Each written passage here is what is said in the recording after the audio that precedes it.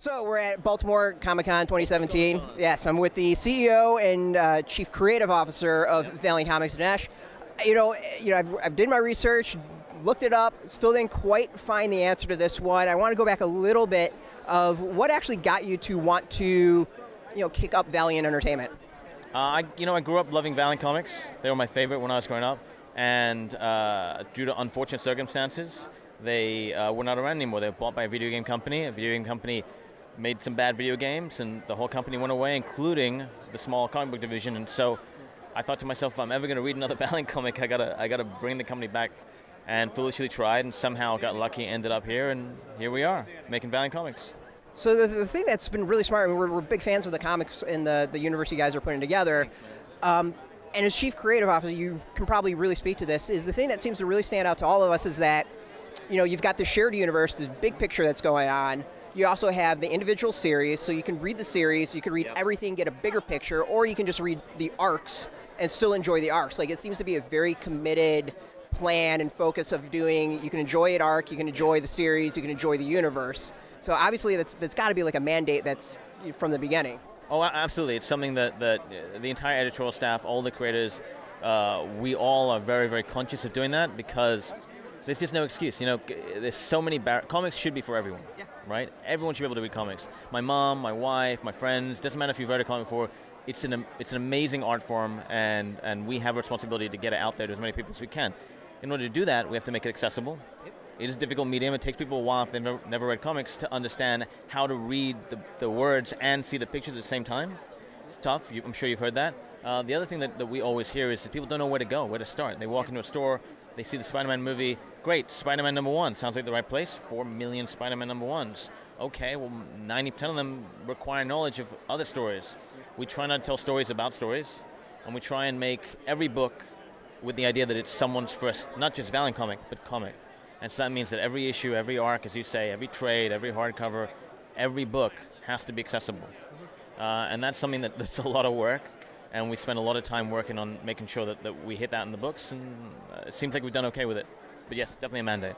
So the, obviously you're going beyond comics. You also have got the Ninjak versus Valiant Universe coming out. You've got movies being worked on.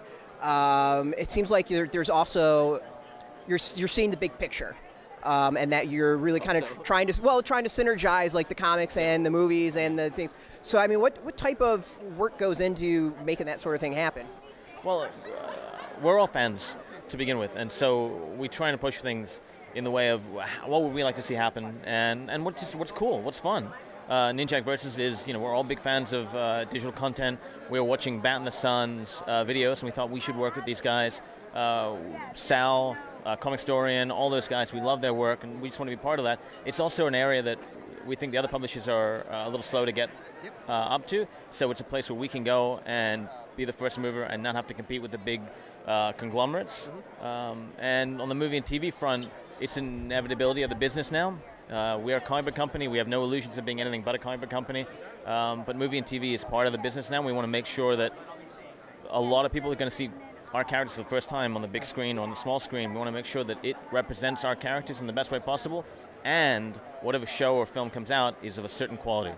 And so we are very hands-on with that stuff, working with our partners, for instance, Neil Moritz, Eric Heiser, Sony Pictures, etc.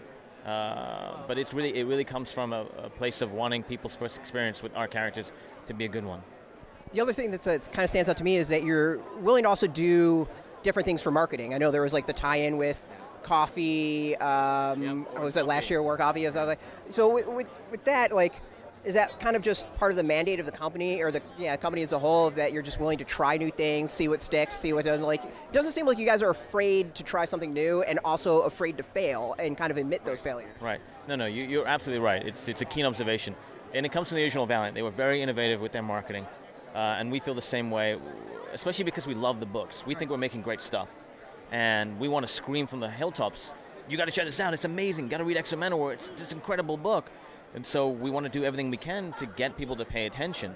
And no, we're not afraid to fail, because there's this ideology that if you're a success, it means you went out there and the first time you did something, you were amazing at it. And it's not true, man. People go out there and they train and they study and they fail. what do the entrepreneurs say? The great entrepreneurs, they say fail as soon as possible and as quickly as possible. As many times, as quickly, and as soon as you can. That way, you're young and still able to build something great when you've learned from all those failures. And we failed a ton. And we're not afraid to do it again, because even if we fail now, it means something great's coming next. So you've got kind of this past week or two has all been about variants and crazy variants. This week. Yeah, the way with the Quantum of Woody, coming back, and you're doing what was it, the most variant of ever, or whatever you were calling it. Variant cover of all time. Kind of coming up with that stuff, like, is it? One, how much fun as a comic fan to be able to do that sort of thing and being like, we're doing completely like insane, goofy things. Because it also, from an outside, it looks like you love it. At the same time, you're kind of being goofy with it. And the other is like, how do you actually decide what you want to do? Well, that's a good question. We again, all we can do is come from our compass of what we think is cool, and our taste, and we come up with a ton of ideas. The most variant cover was one of 13 or 14 crazy ideas we had. We had a tissue paper variant that was impossible to be a mint book. I was about to say get destroyed, yeah. We had all this crazy stuff, and it is a lot of fun, but it's also nerve-wracking because you don't want to hurt the characters or hurt a book that you know is going to be good. We think Quantum Woody is going to be an amazing book. People are going to love it, so we want to tell people about it, but we want to set the right expectation. We couldn't do the most variant cover on X of Manowar because it sends the wrong message. Yeah. That's not the tone of that book. But the tone of Quantum Woody is, if you told Woody, make a comic book, he would make the most variant cover. And also we have to make it financially feasible. Putting 8 gimmicks on a book, every other publisher is looking at us thinking, I know what they're thinking. They're thinking, how are you're gonna burn money? Spent 3 years on this thing, making sure it worked, going to plants, learning how the machines work, asking the right questions, figuring out, okay, so if we did this and this and this very specific thing, it can work, and it can work in the way we need it to. So it's a bit of both. It's a lot of work and a lot of fun. So as obviously you start off as a comic fan. Yeah. So now that you've got your own comic company, what is some of the kind of the highlights that have really kind of stood out to you, or moments that you sit there and be like, I can't believe as like a fanboy that I've gotten this? Oh man, these shows, especially because people come up to us and they dress up like our characters and they wear our shirts. We've got these giant banners. The banners for me always gets me. These giant banners up in our booth, and every time I walk into a show, I can't help but think, if I wasn't involved in Valiant, if I didn't know they'd come back, and I just walked into this show and saw this, what would I feel? And I'm always like, oh my God, look how cool X of Manowar looks, and look how cool Bloodshot looks, and what the hell is Divinity? That looks amazing. And so for me, and I think the whole company, we're just so in the black right now. We're so far ahead of anything we could have possibly imagined in terms of success and the great stories, that everything is a dream. Everything we're doing right now is a dream. I wish I could give you a better answer, man, but we're just like, I feel like I'm in Vanilla Sky and someone's going to wake me up at any moment. I'm going to have a weird mask and... Totally get it. The cruise is going to be gone.